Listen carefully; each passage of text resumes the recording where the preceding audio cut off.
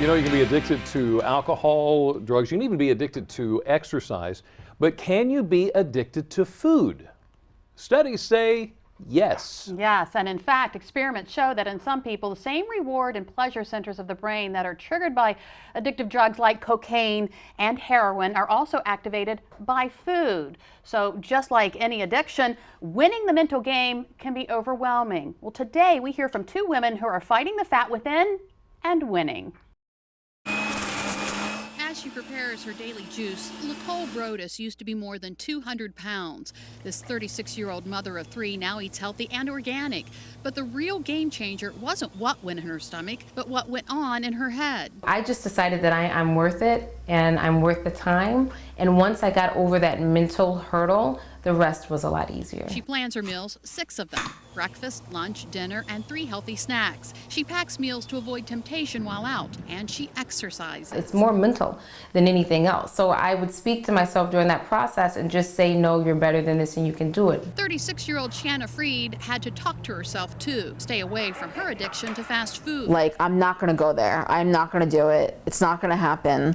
You know, if I do it now, I'm gonna want it again. And the type of food Shanna was eating was causing her to crave even more. Highly palatable foods rich in sugar, fat, and salt triggered feel-good chemicals in the brain, such as dopamine, and often cause people to quickly feel the need to eat again. This was rock bottom for Shanna 5 years ago. Nearly 300 pounds. Weight was an issue all her life, but no more. Something just went off in my head. I found something that I loved. It was boxing. Back when she was nearly 300 pounds, she took a class, the beginning of her journey. Her tip: start by finding one exercise you enjoy. Go a little faster. Shanna is now a personal trainer. Nicole started fitness compulsion personal training, and she takes part in fitness competitions. They satisfy cravings by taking a bite or eating an occasional small treat, but they keep splurges in check. I think the fight always continues, but the fight becomes easier. Two women who are fighting the fat within and winning. The signs of food addiction include eating more than you planned. You keep eating even if you're no longer hungry. You eat to the point of feeling ill. You worry about eating certain types of foods, and when those foods are not available, you go out of your way to obtain them. And we're not just talking like the other room. Right. Going like away getting in your car and going to get it. Now, it's no secret that our appetite for comfort foods can lead to unwanted weight gain. The cookies, the candies, even the warm savory foods like mac and cheese. But despite our cravings, new research shows there's actually no emotional benefit to eating those kinds of foods. Whether it's chewy and gooey or crunchy and savory, many of us reach for certain foods to make us feel better. Yes, macaroni and cheese or French fries. Chocolate, chocolate chip cookies, and chocolate kisses. Researchers wanted to know whether giving people certain foods would improve their mood. They took 100 people and showed them scenes from depressing movies. Then they divided them up and gave each group a different type of food. Later, a mood questionnaire revealed there was no real difference among the groups who ate feel-good foods instead of healthy snacks like nuts and popcorn or granola bars or no food at all. It's a finding that some find questionable. I think it makes people feel loved. It reminds them of home. It reminds them of grandma or maybe mom. And so I think there's a lot of emotional benefits for it. I think that sometimes statistics are misleading, and I'd want them to do further research.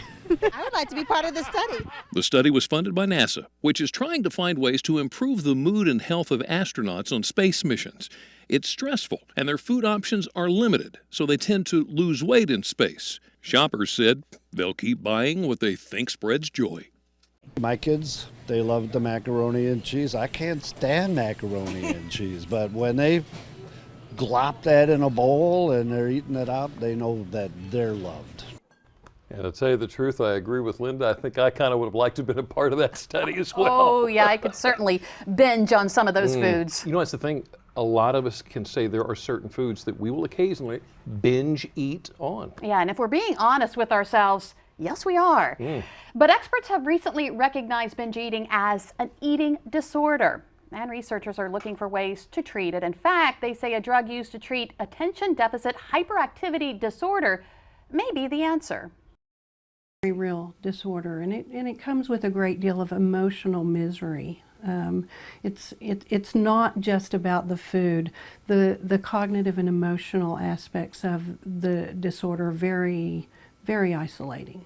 Binge eating is defined as when a person has reoccurring episodes of excessive food consumption.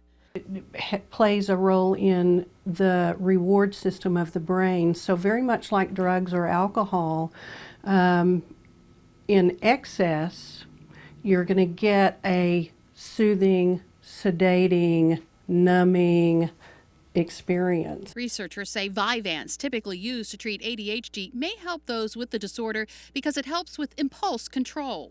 Where somebody is seeking to feel better than they have felt and they're using food to get there, the medication actually alters the reuptake so that there is not as intense a need for that kind of soothing and reward. The drug does come with side effects and may not be the right choice for everyone.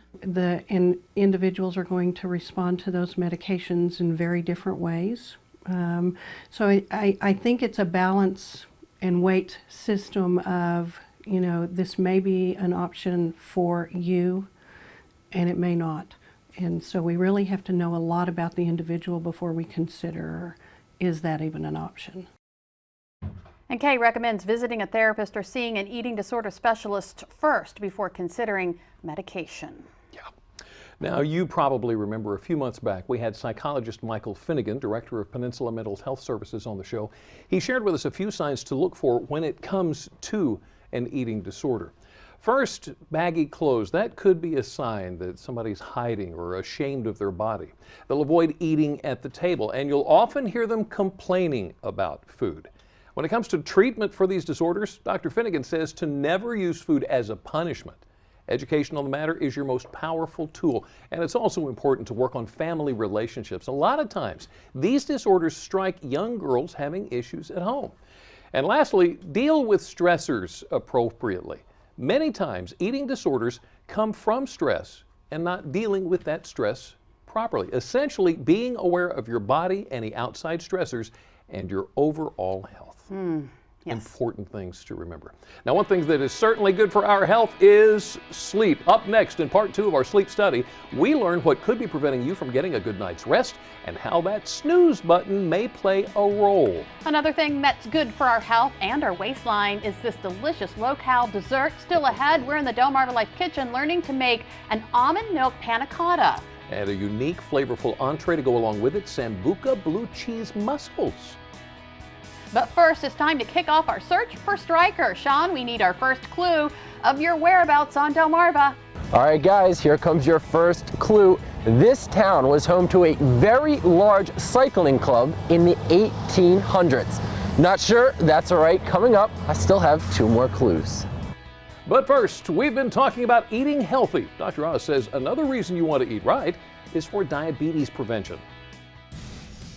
Hi, I'm Dr. Oz. 86 million Americans have pre-diabetes. Lower your chances of getting diabetes with these simple tips. Eat whole grains. 2 servings a day can reduce your risk by 21%. Coffee lowers your risk also. Try swapping out sugar for cinnamon. Losing 10% of your body weight can reduce your risk by 58%.